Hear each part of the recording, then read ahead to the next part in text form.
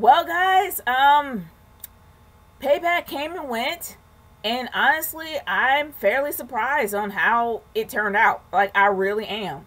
Number one, I never really expected this pay-per-view to be decent. I thought it was going to be garbage. I thought it was going to be crap, but hey, I was wrong. Like, completely wrong.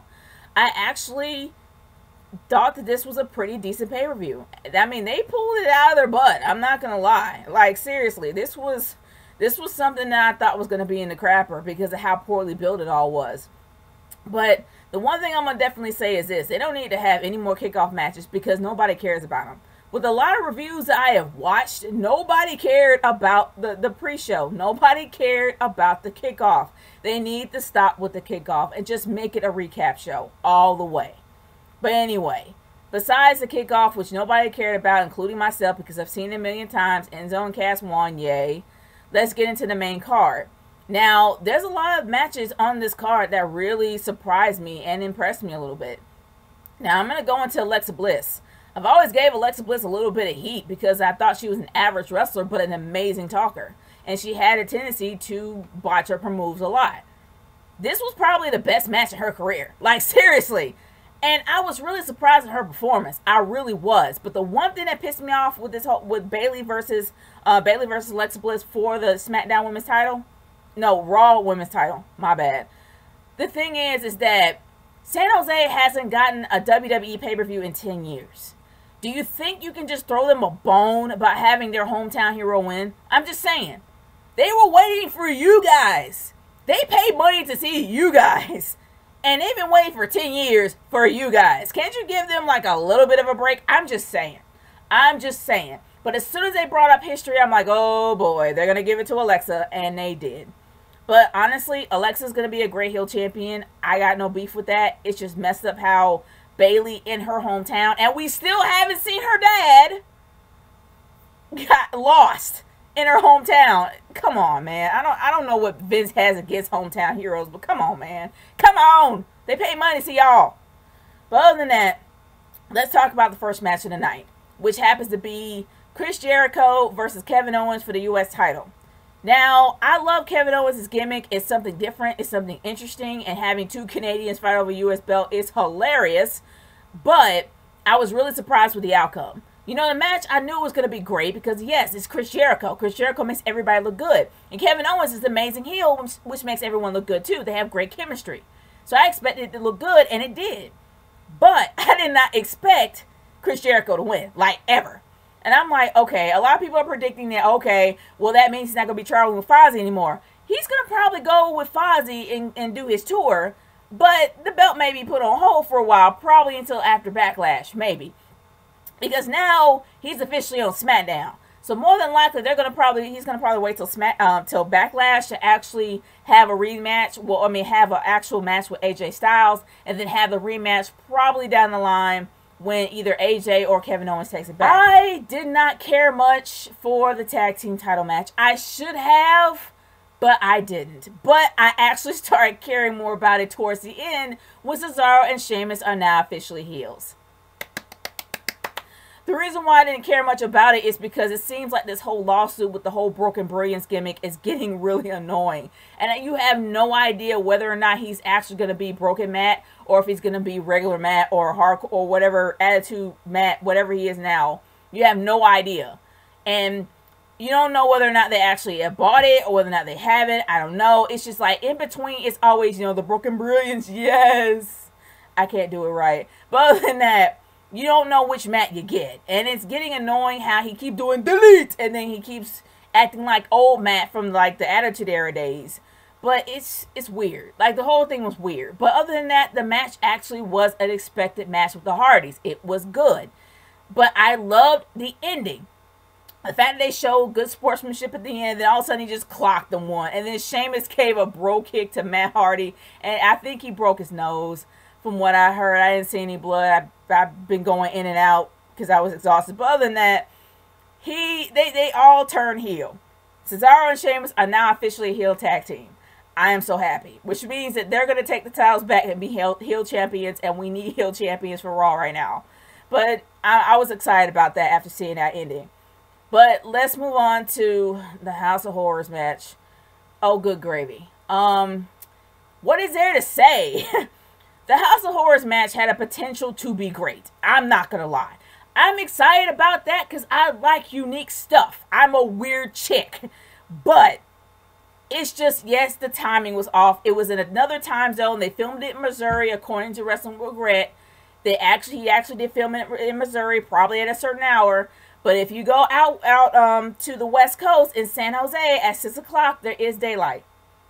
So yes, the timing was off. It was pre-recorded. They've already said that. We know this already. And the House of Horrors match could have been better. Number one, if you didn't have a cameraman following you around.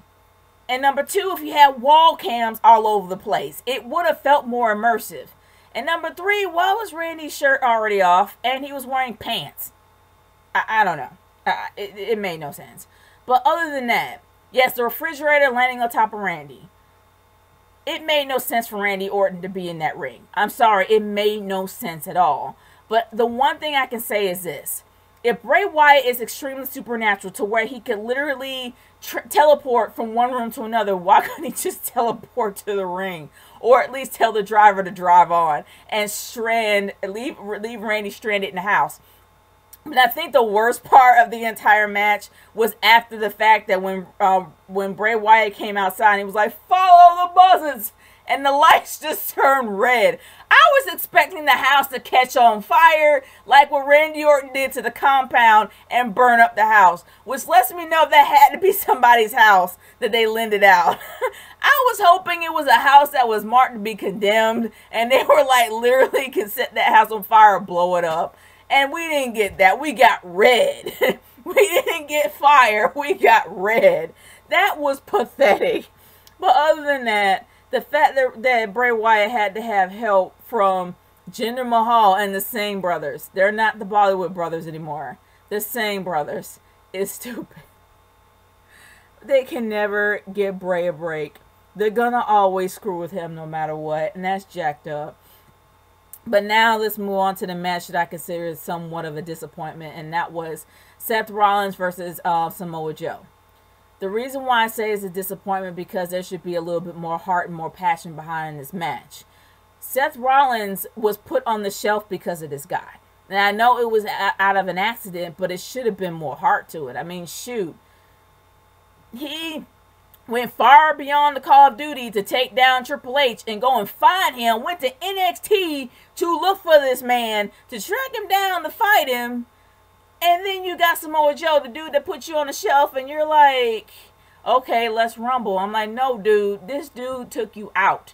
You take him out. You didn't even use your Kingslayer finisher. You did a roll-up. All I'm saying is there should have been more heart, more passion in that match, and it just wasn't. And it wasn't it was somewhat kind of off-putting for me. So, yeah, it was a bit of a disappointment. But the match of the night definitely was the Cruiserweights. I'm sorry, it was. Austin Aries and Neville had the best chemistry of all, well, not of all time, but had the best chemistry of that card, in my humble opinion. Because that match felt like a Cruiserweight match. It was fast-paced. It got everybody's energy up. Everybody was so into it. And yes, the finish was somewhat screwy, but I agree with it because I want to continue. I wanted to continue to SummerSlam. At least continue to SummerSlam. So I'm okay with the finish, but the match was great. It felt like a Cruiserweight match. So I have to say the Cruiserweight match definitely was the match of the night for me.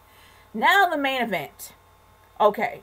The main event is something that I kind of expected just to be a one-sided match, and it was.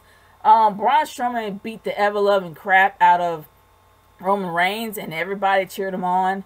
I think that the crowd was definitely blood-hungry to literally see Roman Reigns get his butt handed to him. And the fact that Roman Reigns was bleeding out the mouth, everybody was saying, "Thank you, Strowman," was just kind of disturbing. It was a lot of bloodlust in that crowd, and they would literally want to see Roman Reigns' head on a pike. And it was disturbing for me. It just was. Because that guy literally didn't do anything to get to that point. And I don't get the massive amount of hatred. I know that nobody likes the way he's booked, but it's ridiculous. It really is. But other than that, the match itself really did make Braun Strowman look like a beast, so I don't really have any complaints when it comes to that. But the crowd so blood hungry for Roman Reigns was just flat out disgusting. It just was for me. But other than that, guys, my overall thoughts is this. This was a pretty decent pay-per-view. Something that they pulled out of their butt at the last minute, but it was entertaining to watch. And I have to say, yes, I did see the whole Finn Balor segment, and it actually was quite entertaining. It really was. Even though nobody cared. But besides the whole debacle, which was the House of Horrors match, the Cruiserweight match really did entertain me. I was really impressed with Alexa Bliss and her performance. And I was really, really, really shocked at the bloodlust of the crowd. And also very shocked that Chris Jericho actually took the title. And we had 2 titles that changed hands. So, I got no issue with that. But guys, I want to hear your thoughts. Leave in the thoughts in the comment section below. Let me know how you feel. And I will see y'all later. Peace out.